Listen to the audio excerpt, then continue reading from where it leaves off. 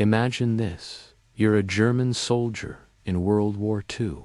You fought fiercely on the brutal Eastern Front, survived freezing winters and constant combat. Now, you've been captured by the Americans.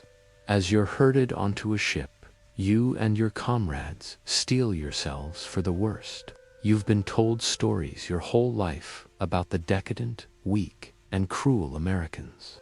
You expect starvation, beatings, and squalid camps, just like the ones you've seen elsewhere. The propaganda machine has painted a grim picture, and you have no reason to doubt it.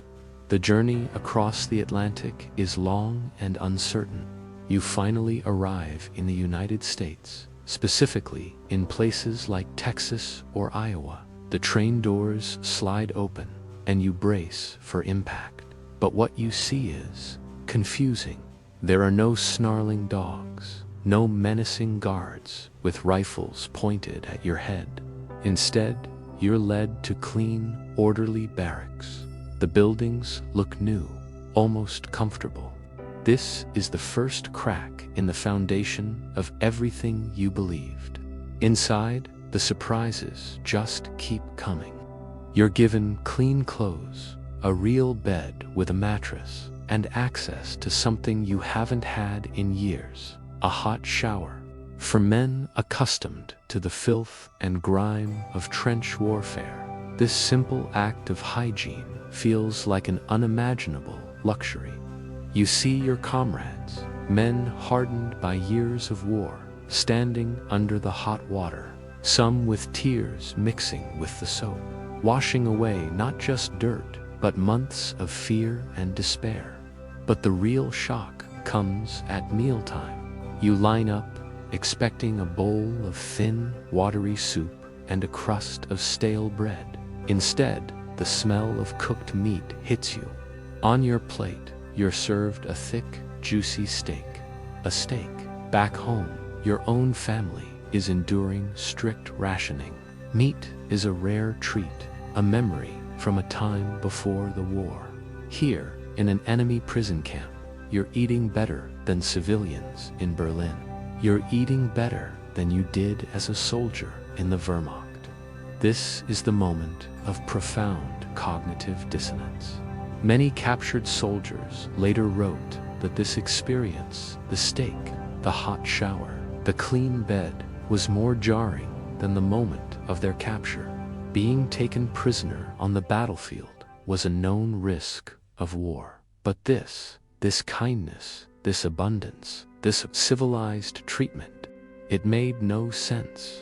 It directly contradicted every piece of Nazi propaganda they had ever been fed. The decadent and inferior Americans were treating them with a level of humanity they didn't expect from anyone, let alone their enemies. The camps weren't just about food and comfort. The prisoners were also given access to Red Cross parcels filled with chocolate, cigarettes, and other small luxuries. They could play sports like soccer, form orchestras and theater groups, and even take classes offered by American universities. Some camps had libraries stocked with books, carefully selected to offer a different perspective on the world, one free from the grip of Nazi ideology. This wasn't just imprisonment. It was a subtle and incredibly effective form of denial. The Americans were fighting an ideological war, not just a military one. The prisoners were also put to work, but not in the brutal slave labor conditions they might have expected. They worked on local farms, helping to harvest crops. This brought them into contact with ordinary American civilians. They worked alongside farmers in Texas, Iowa, and across the Midwest. They shared lunches, tried to communicate across the language barrier, and saw firsthand that these enemies were just regular people. They were families, working hard, living their lives. They saw a society that was prosperous, confident, and fundamentally decent. The propaganda of a collapsing, corrupt America crumbled before their very eyes. Many of these interactions led to genuine friendships. American farmers, initially wary, often came to respect the hard-working prisoners. They saw them not as monstrous Nazis, but as young men caught up in a war they didn't necessarily choose. Some prisoners even spent Christmas with local families, an experience that would have been unthinkable just months before. It was a powerful lesson in shared humanity, happening in the middle of the world's deadliest conflict. Of course, not every prisoner was won over. Die-hard Nazis remained, attempting to enforce their ideology within the camps. There were tensions and conflicts, but for a vast number of the nearly 400,000 German POWs held in the US, the experience was life-altering. They entered the camps as soldiers of the Third Reich and left as men who had seen a different world. They had seen that the enemy wasn't the caricature they'd been taught to hate. This strategy, sometimes called the steak and cake re-education program, was remarkably forward-thinking. The US government realized that simply defeating Germany on the battlefield wasn't enough. They had to defeat the ideology. By showing these men a better way, by treating them with dignity, they were planting the seeds for a post-war democratic Germany. They were showing them that a society built on freedom and prosperity was not only possible, but superior.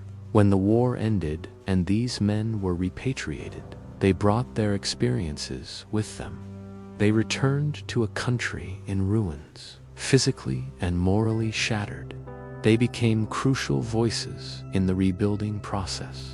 They could speak with authority about their time in America, countering the lingering bitterness and resentment. They had seen democracy and prosperity up close, and they helped build the new Federal Republic of Germany, a staunch ally of the West. So the next time you think about World War II, remember this incredible, lesser-known story. Remember the German soldiers who expected hell and found a hot shower and a steak dinner. It's a powerful testament to the idea that sometimes the most effective weapon isn't a bullet or a bomb, but an unexpected act of kindness and a glimpse of a better world. It proves that humanity can be found in the most unlikely of places, even in a POW camp in the heart of Texas. Thanks for watching. If you found this story as fascinating as I did, be sure to like this video and subscribe for more hidden histories. See you next time.